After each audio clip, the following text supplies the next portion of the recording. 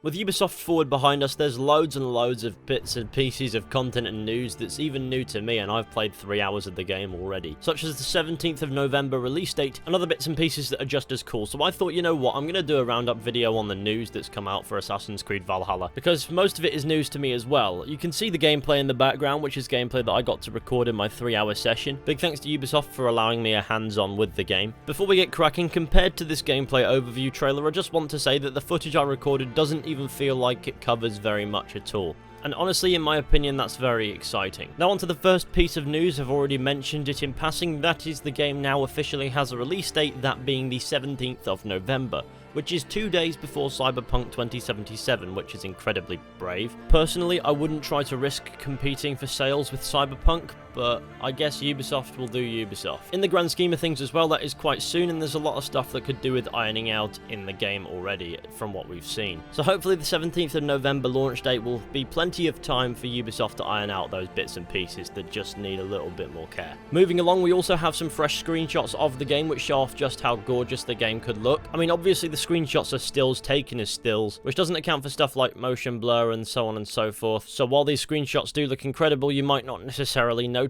that so prominently while playing the game yourself, which is the case for most promotional screenshots that I've seen in my life. That being said, these shots truly do look fantastic and make me really excited to explore more of Assassin's Creed Valhalla when I get the opportunity on the 17th of November when the game launches. They certainly give me a feel for the atmosphere of the game, and I hope that the game itself holds up to that. Diverse visuals for where you are and what you're doing, beautiful colours, what more can you ask for from visuals? I mean, some of the faces could do with a little bit of improving, but you know. Moving on from the screenshots, I'm sure you can take from them whatever you will already. We have a visual confirmation that social stealth is back. In my 3 hours hands-on, I didn't get any opportunities to experience the social stealth, but it would appear as if it's pretty Assassin's Creed 1. You blend with a group of other hooded people. The difference being in this game you have to toggle your hood being up, and then you can sort of pass into less than welcoming areas relatively unnoticed. It looks like you can interact with the environment, sit on benches and the like to remain undetected, which is certainly social stealth, which is an incredibly good thing. I'm very happy about this. We knew that we're going to get social stealth back in this game because they confirmed it, but I'm very happy with the visual confirmation. More on Assassin's Creed elements, Darby McDevitt confirmed on Twitter that Assassination Confessions will return, with Darby essentially saying that he couldn't write an AC game without them, so I reckon there'll be a good time. Another Assassin's Creed element worry that Darby McDevitt has addressed is the parkour. In the East Anglia demo, there wasn't really much parkour to experience. It wasn't really designed necessarily as an area for that, and it raises a lot of concerns for that as an Assassin's Creed element, as Assassin's Creed used to use parkour as a tool of traversal. But there are going to be a lot of areas in Assassin's Creed Valhalla, like the East Anglia demo, where there won't be much use of parkour. That's going to raise a lot of concerns about world design that Darby McDevitt has stated will be addressed in the major cities, stating that London, Winchester and York are more traditional AC cities. And there were some parts of the demo that seemed like they were a bit more built to account for little bits of parkour, so if Darby says there's more to it in cities, then I will just believe him. The combat shown off in this official gameplay overview trailer looks a little bit more advanced than anything I attempted to do in my 3-hour hands-on. Apparently Assassin's Creed Valhalla has the largest variety of enemies that the franchise has seen, with different enemy archetypes offering different challenges, and apparently certain enemy types will coordinate special attacks, and that certainly sounds like a fun, refreshing challenge to rise to. It is clear with the combat that they're trying to go for something visceral, and there's plenty to it. There's plenty of gory animations, tactical decisions to make and abilities to use, though I will be honest, in my 3 hours hands-on it didn't feel like any of the enemies I faced were particularly intelligent per se. Maybe that was just the archetypes available in that demo, but I'm sure there's far more to the combat than that East Anglia demo let us know. That being said, there were certain challenges present even there, so I reckon combat could turn out to be pretty fun in this game. One thing I noticed while playing it is striking didn't really feel like it had much weight, and the reason why is because this game doesn't have something called hit lag, which is something that Assassin's Creed Origins did, where the game would sort of slow down or a couple frames would freeze whenever you struck your enemy to give you that impactful feeling. According to another tweet from Darby McDevitt, that might just be something that gets added to the game. And on top of that, the combat has more variety and kill animations as well. So fingers crossed this combat turns out to be a good time. Then you've got your gear menu, which looks incredibly similar to Assassin's Creed Origins and Odyssey's. Big difference being instead of a level, you've got a power rating based on the gear you have equipped and the skills that you have unlocked. In my experience, I got a little bit of time exploring the skill tree and it is pretty damn massive. Obviously you can choose which weapon goes in which hand, and you can dual wield any weapon if you so wish to, depending on what style you want to go for. That does mean, as we already know, you can dual wield shields if you so wish to. I don't understand why you would, but I guess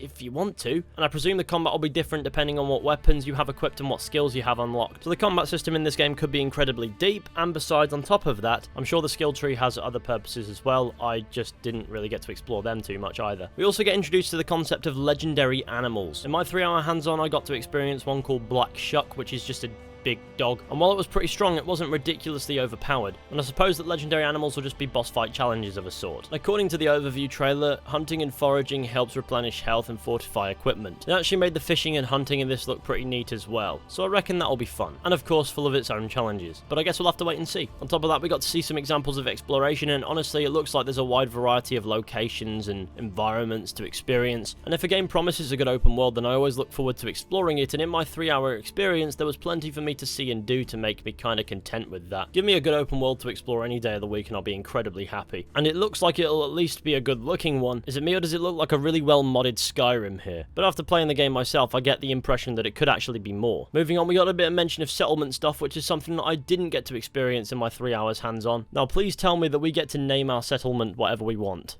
I would love that. I'd name it Dick. So resources that we pillage and stuff will go in and be invested here. We can tattoo Eivor however we want as well. And wait, who are you? Darby McDevitt confirmed that this is not Cassandra.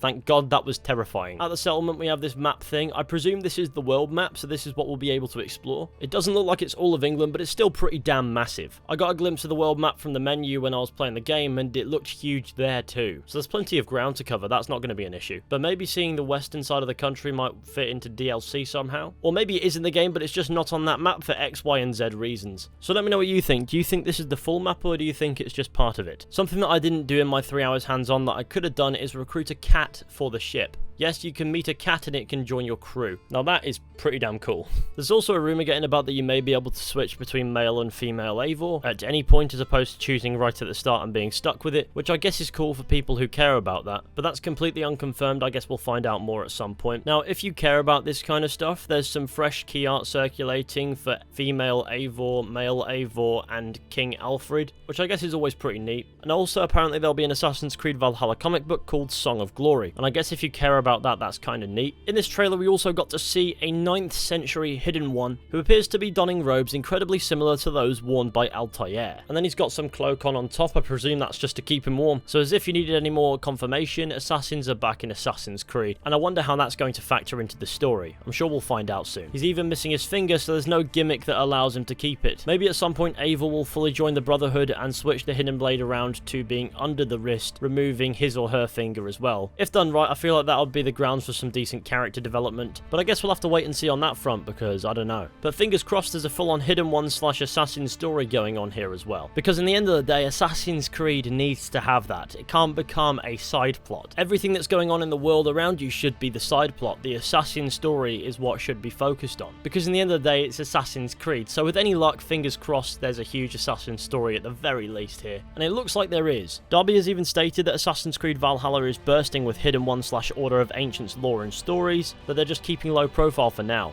I really respect the use of the term low profile. I don't personally feel like the assassin aspect should take a backseat in marketing in Assassin's Creed either, but at least there are some aspects of the old franchise that we loved popping up in there. And granted, that shouldn't be trace amounts, it should be a lot, but after Odyssey, I'll take anything I can get. I don't really care anymore. So far, there's a lot to rave about with Assassin's Creed Valhalla. There's also a lot to be concerned about, depending entirely, I guess, on your opinions and preferences. I'll link a few sources down in the description if you want to go and find plenty of other details as well. But I think all that concludes today's news roundup. So thank you all for watching. I hope you enjoyed. Be sure to go ahead and leave a like, subscribe, share the channel with your friends and all that wonderful stuff. That would be fantastic. And with any luck, I will catch you all very soon with another video at some point. But until then, goodbye.